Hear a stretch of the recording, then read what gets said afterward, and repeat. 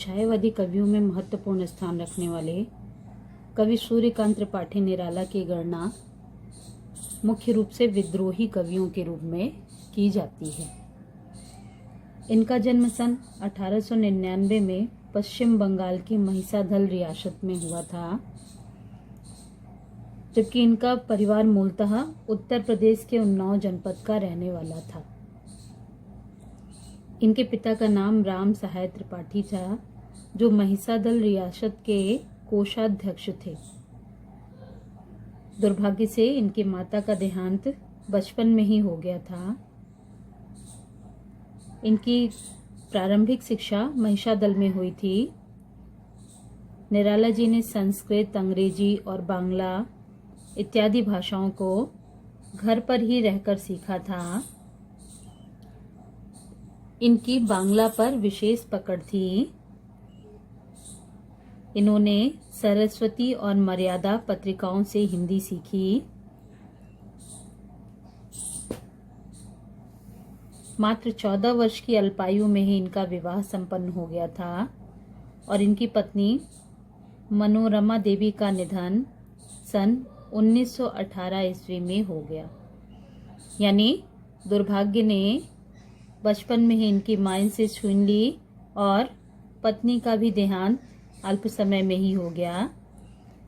इससे इनका पारिवारिक जीवन जो था वो बहुत ही कष्टों में बीता और दुर्भाग्य ने इनका पीछा यहीं तक नहीं छोड़ा, बल्कि इनकी पुत्री सरोज की भी आकस्मिक मृत्यु से निराला अंदर तक टूट गए थे। इस प्रकार से जीवन भर ये विपरीत परिस्थितियों से संघर्ष करने वाले साहित्यकार के रूप में अपना निराला जीवन जीते हुए सन 1961 में इस दुखी दुनिया को सदा सदा के लिए छोड़कर चले गया। अर्थात उनका सन 1961 में देहांत हो गया। ये बहुमुखी प्रतिभा के साहित्यकार थे, इसलिए इनके द्वारा लिखी गई जो प्रसिद्ध काव्य रचनाएं हैं उनमें अनामिका, परिमल, नए पत्ते, बेला, आराधना, गीतिका, तुलसीदास, अड़िमा और कुकुरमुत्ता विशेष रही हैं।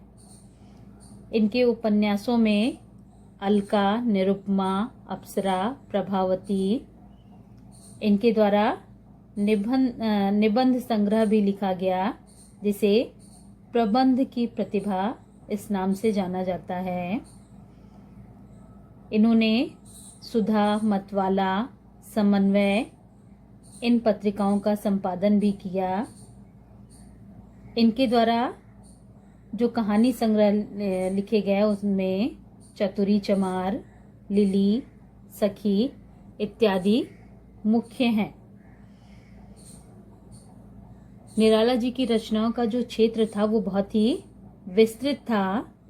उनकी रचनाओं में विद्रोह, दार्शनिकता, क्रांति, प्रेम, प्रकृति चित्रण तथा रहस्यवाद का उदात्त रूप देखने को मिलता है।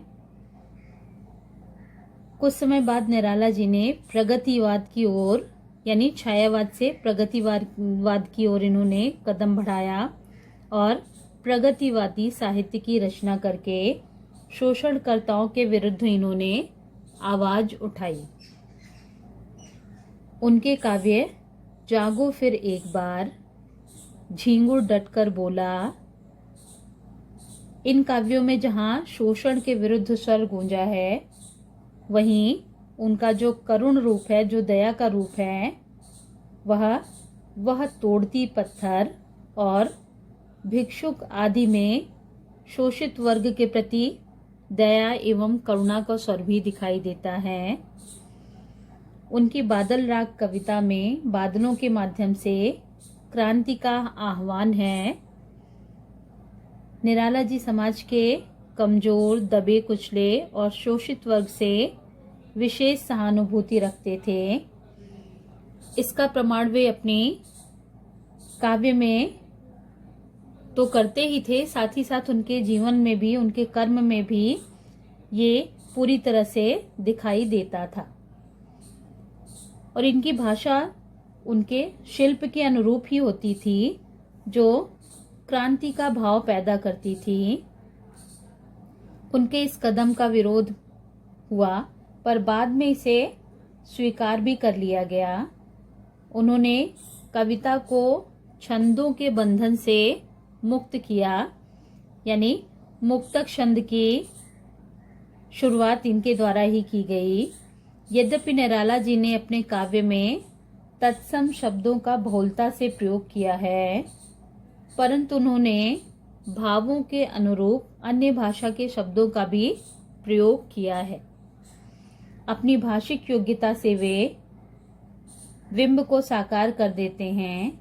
उनकी प्रवाहमयी भाषा में मानवीकरण अलंकार का प्रयोग सर्वत्र स्पष्ट दिखाई देता है।